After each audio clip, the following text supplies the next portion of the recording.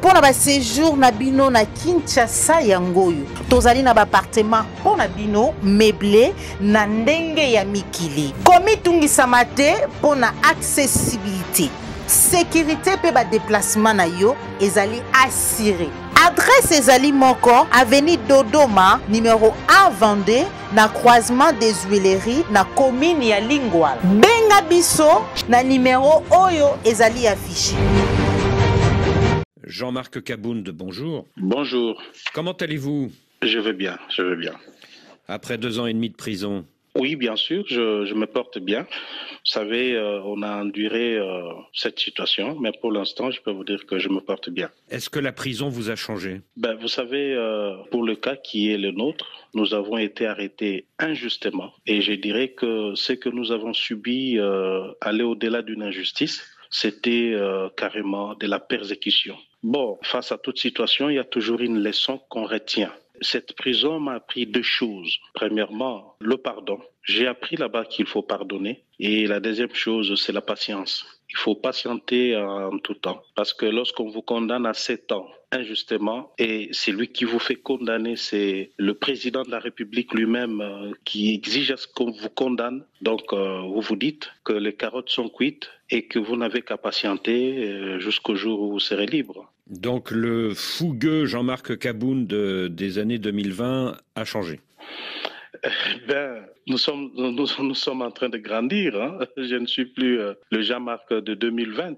Il s'est passé 5 ans déjà. Je crois que nous sommes en train de nous battre pour atteindre cette maturité qu'il nous faut pour apporter les changements que notre peuple attend dans ce pays. Et donc, je suis en train de faire beaucoup d'efforts en fait d'atteindre cette maturité qui pourra m'aider à gouverner, à gérer bien ce pays demain.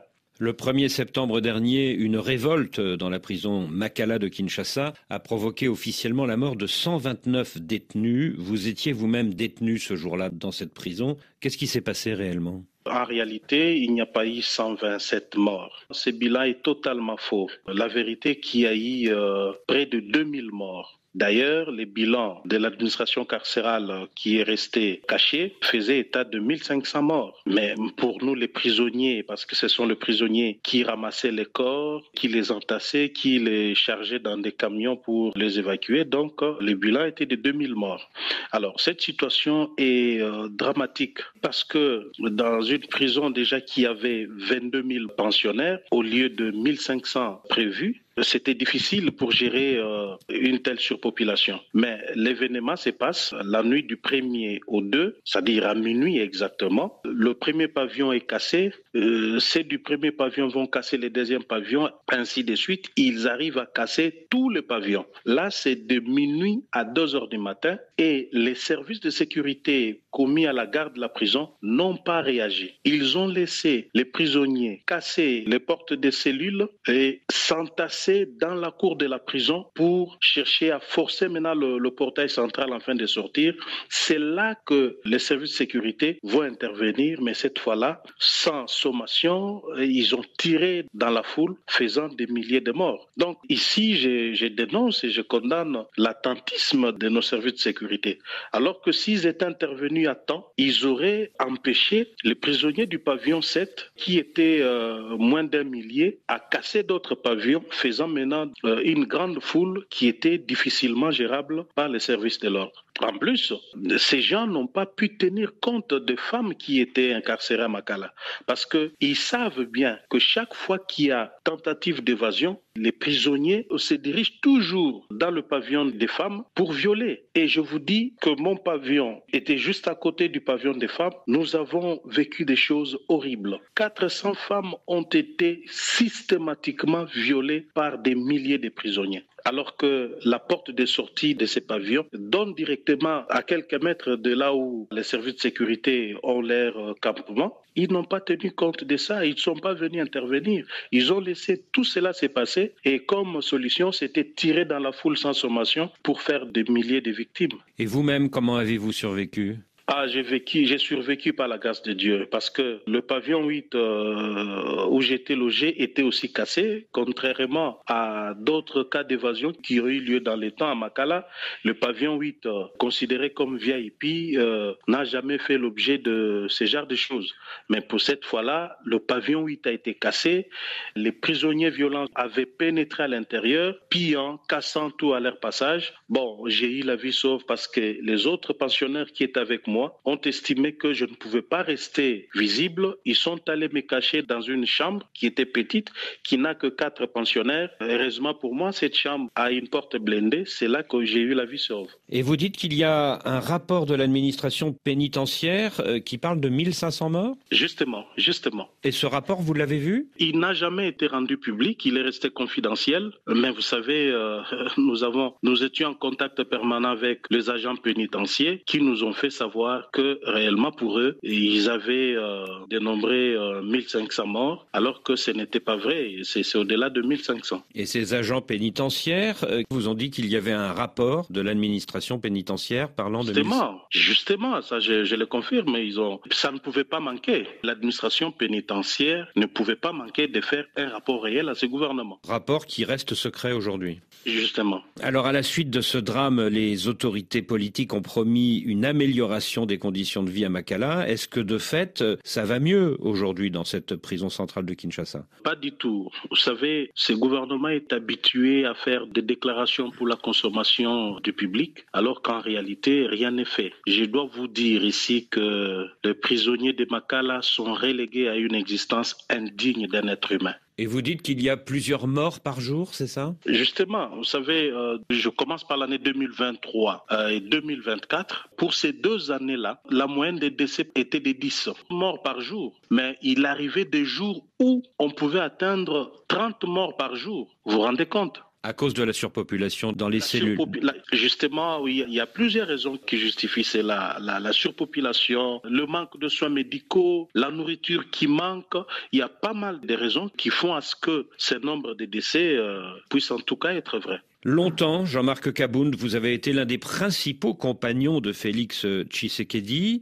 Après son arrivée au pouvoir, vous êtes même devenu le président par intérim du parti au pouvoir UDPS. Et puis en 2022, ça a été la rupture, puis la prison pour outrage au chef de l'État. Est-ce que vous regrettez aujourd'hui cette conférence de presse de juillet 2022 où vous avez tenu des propos virulents contre le chef de l'État ? Bon, je dois ici vous dire que je ne regrette rien. Mes propos n'ont pas été virulents. Moins encore des dénonciations comme beaucoup le disent. Mais c'était tout simplement un témoignage citoyen d'intérêt public voué à l'émancipation du peuple congolais pour son développement et c'est là pour garantir l'état de droit, le développement et l'éclosion sociale. Moi, j'ai rempli la part de mon contrat en tant que citoyen congolais, acteur politique et député national de surcroît. Je ne pouvais que dire ce qui devait être dit pour que les choses changent dans mon pays.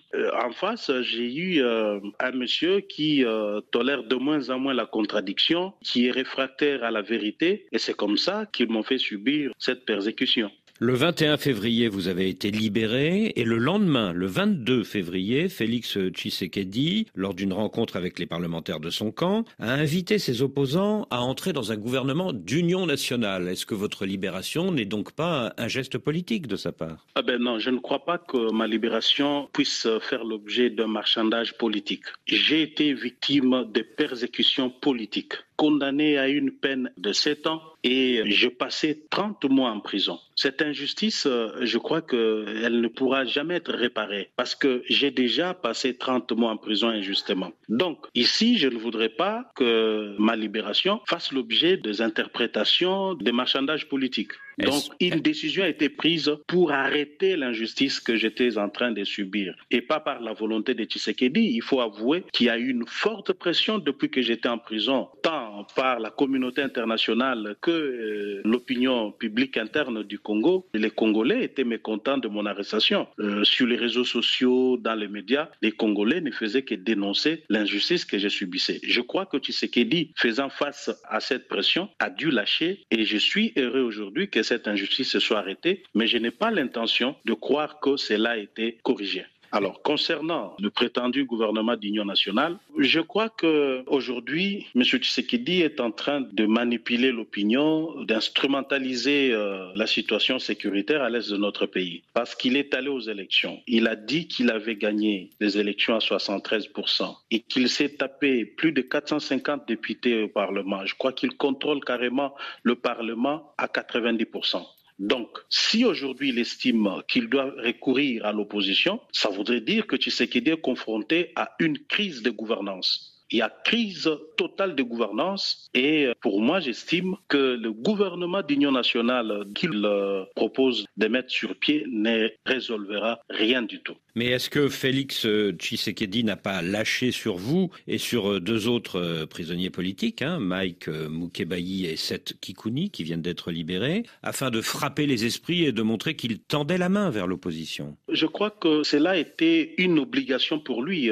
Ça ne peut pas être considéré comme un cadeau que Félix Tshisekedi donne à l'opposition parce que moi, comme les autres prisonniers, Mike Mukebayi et Seth Kikouni, étions incarcérés injustement. C'est-à-dire notre place n'était pas en prison. Et d'ailleurs, je crois que notre libération, jusqu'à preuve du contraire, reste insuffisante. Parce qu'il y a encore des prisonniers politiques qui continuent de croupir en prison. Ici, je fais allusion à Jacques Ndala, qui continue de croupir injustement en prison. Il y a un autre aspect que beaucoup de gens ne font pas attention. C'est une catégorie de prisonniers dont le média et même les acteurs politiques ne font pas cas. Ce sont les généraux. Je vous dis ici que plusieurs généraux katangais sont arrêtés injustement, ils sont détenus dans des cachots en prison sans jugement, ça fait des années. Ici, je vais parler du général Philémon Yave. Je vais parler du général Djadidja. Ils sont nombreux et je ne comprends pas qu'un pouvoir se résume à arrêter toute personne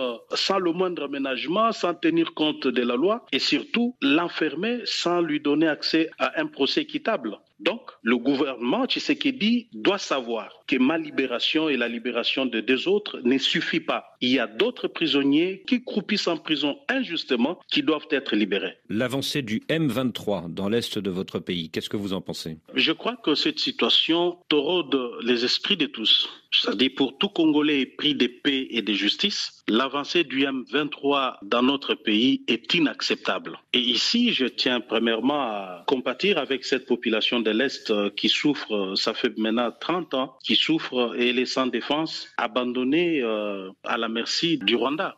Mais en même temps, je vais dire ici que l'implication du Rwanda dans tout ce qui s'est fait à l'Est à travers le M23 n'est pas à démontrer. Et j'en appelle à la communauté internationale. Cette communauté doit comprendre que ce qui se passe au Congo est inacceptable et tout le monde doit demander au Rwanda de retirer ses troupes en République démocratique du Congo pour que le Congo retrouve la paix. Donc nous n'avons pas besoin de cette guerre. C'est vrai, Tshisekedi ne gère pas le pays comme il se doit. Il a choisi la voie de la violence, la voie de la persécution contre tous ceux qui ne sont pas d'accord avec lui. Il a choisi la voie de la mauvaise gouvernance, la corruption, les détournements des deniers publics. Tout ça, nous connaissons. Mais nous ne pouvons pas ajouter à tout cela l'insécurité et la mort par les armes. Donc nous disons ici que le Rwanda doit retirer ses troupes de la RDC. Parce que le Rwanda viole le droit international, il viole la charte des Nations Unies qui dispose que l'agression est un acte proscrit par tous ces instruments juridiques internationaux. Est-ce que vous êtes pour ou contre un dialogue avec le M23 ?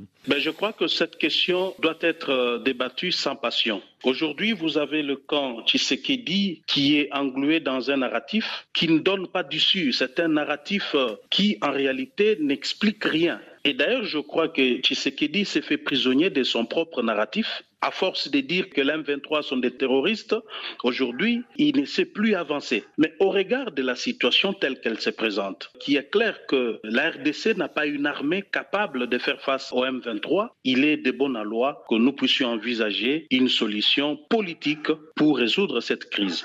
Donc, moi, je l'ai dit que le dialogue doit se passer en 2 temps. Parce que la crise que nous avons dans la partie Est, c'est une crise armée internationale. Vous avez des armées de plusieurs pays qui sont sur notre territoire et qui combattent. Donc cette crise ne peut être endiguée que par un dialogue au niveau international, sous l'égide, bien entendu, des organisations régionales, sous-régionales, même internationales. Et là, je souscris la démarche du processus de Luanda qui voudrait que Kagame et Tshisekedi puissent trouver un accord pouvant permettre la cessation définitive des hostilités. Et cela aura l'avantage de permettre des actions humanitaires pouvant soulager ces populations meurtries tant longtemps. Et ce n'est qu'à cette condition qu'un dialogue national pourra maintenant avoir lieu avec les M23, j'insiste, avec les M23 comme partie au conflit. Et c'est M23 qui sera bien entendu débarrassé de RDF, de Rwandais, parce que l'accord que Tshisekedi et Kabila trouvera nous permettra de faire partir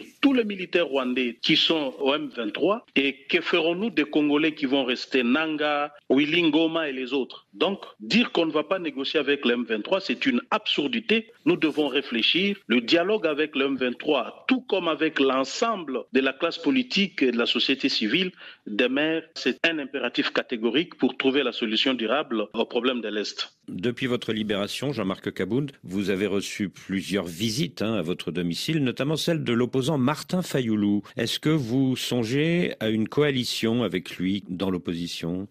Pour l'instant, je crois qu'il n'est pas question d'une quelconque coalition. Le pays est agressé. Nous voulons d'abord nous mettre ensemble, réfléchir pour faire une proposition à la crise. Nous voulons, nous, en tant qu'opposition, donner notre contribution à la résolution de cette crise. Se mettre ensemble pour produire un programme commun, une candidature commune, ça viendra après. Nous ne pouvons pas parler de ces choses-là tant que notre peuple est en train de mourir. Pour l'instant, la priorité, c'est la paix à l'est du pays. Mais vous réfléchissez, avec Martin Fayoulou et d'autres opposants, à une initiative commune, c'est ça? Bien entendu. D'ailleurs, nous devons déjà réfléchir sur ça parce que le régime Tshisekedi, qui est un régime finissant, doit laisser la place de 2028 et l'opposition ne va pas refaire la même erreur qu'en 2018 où elle est allée diviser et une partie a pris le pouvoir visiblement sans programme réel, sans vision pour diriger le pays. Mais cette fois-ci, le Congo a tant souffert. Le Congo a besoin des dirigeants honnêtes, des gens qui vont accéder au pouvoir pour travailler afin de pouvoir donner le changement attendu par notre peuple. Et vous êtes en contact également avec l'ancien président Kabila? Je crois que c'est un acteur politique important de notre pays. Je ne vois pas pourquoi je ne peux pas être en contact avec lui. Mais d'ailleurs, moi, je veux même plus loin.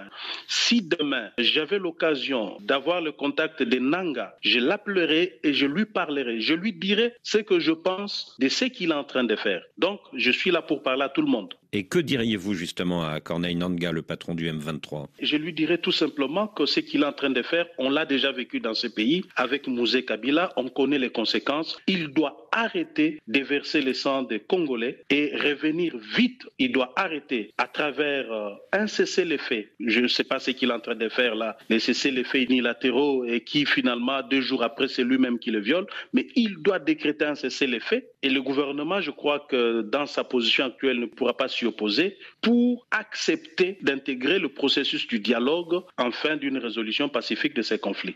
Alors vous dites que Félix Tshisekedi doit laisser la place en 2028. Qu'est-ce que vous pensez du projet de nouvelle constitution? Non, ça c'est une vaste blague. C'était une vaste blague et j'ai dit que Tshisekedi m'a déçu. C'est vrai qu'il m'avait déjà déçu. Je l'avais exprimé lors de mon point de presse du 18 juillet 2022, mais je ne pouvais pas m'attendre à cela. Changer la constitution pour briguer un 3e mandat, c'est une insulte à notre combat. C'est fouler aux pieds le combat de Etienne Tshisekedi. C'est cracher sur la mémoire de tous nos martyrs, tous ceux qui sont morts pour la démocratie, l'état de droit et l'alternance pacifique. Je crois que Tshisekedi avait perdu la tête.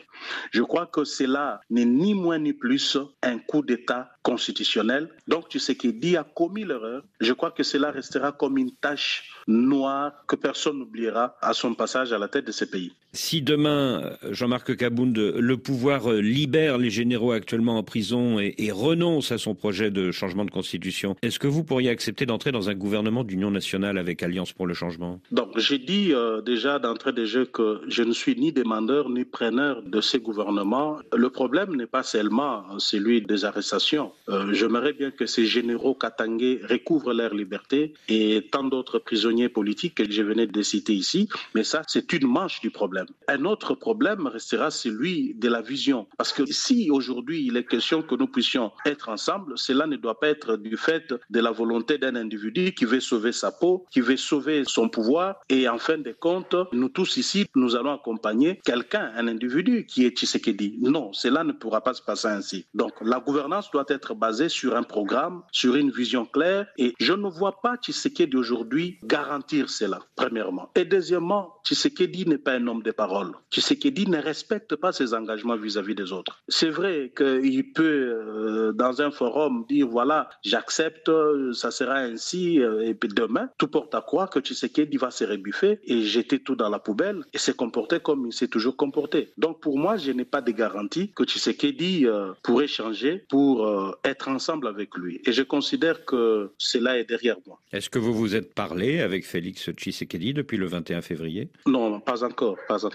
Mais c'est prévu, hein? Non, moi je n'en ai pas l'intention, je ne trouve pas l'intérêt de lui parler, mais si lui le désire, je ne lui fermerai pas la porte, je lui dirai ce que je pense. Comme je vous ai dit ici que les jours que j'aurai l'occasion de parler en Nanga, je lui parlerai, je n'aurai peur de rien. Et même si Tshisekedi le désire aujourd'hui, et s'il veut me parler, je ne peux pas fermer la porte. La politique nous exige de toujours parler, échanger. Et est-ce que vous vous êtes parlé depuis le 21 février avec sa maman, Marthe Tshisekedi, avec qui vous êtes très liés depuis longtemps? Non. Depuis que j'étais arrêté jusqu'à ce jour, nous n'avons jamais parlé. Est-ce que vous serez candidat en 2028? Bien sûr. Je crois qu'après tout ce que nous avons vécu, après avoir accumulé tant d'expérience, d'opposants, d'hommes clés du pouvoir et aujourd'hui quitter le pouvoir pour ses convictions, je crois que nous avons suffisamment acquis de l'expérience et de la notoriété qui pourra nous permettre de bien gouverner, de bien gérer ces pays au fait. Donc aujourd'hui, je crois que nous présenterons notre programme, nous présenterons notre vision du Congo et c'est avec ça que nous solliciterons le suffrage de notre peuple pour nous rassurer que nous pouvons faire quelque chose pour ces pays. Je ne me vois pas aujourd'hui donner le meilleur de moi-même, changer ces pays comme je l'entends, comme ministre. Non, je crois que maintenant, moi et mon parti et tous ceux qui voudront se mettre autour de moi, nous sommes en train de préparer un programme de gouvernement qui est basé sur la vision que nous avons pour gouverner autrement demain. Oui, mais vous n'êtes pas tout seul, Jean-Marc Kabound. Il y a Moïse Katumbi, il y a Martin Fayoulou, il y a Joseph Kabila qui vient de revenir sur la scène politique avec sa tribune dans la presse sud-africaine. Oui, l'opposition congolaise a été toujours plurielle. Mais moi, j'ai toujours insisté sur un fait qui est plus important, c'est la transparence et la régularité du processus électoral. Dès lors que nous avons un processus électoral équitable, transparent, nous n'avons pas de crainte que celui qui va l'emporter va normalement diriger le pays. Donc vous êtes confiant à condition que le scrutin soit transparent. Justement. Jean-Marc Kabound, merci.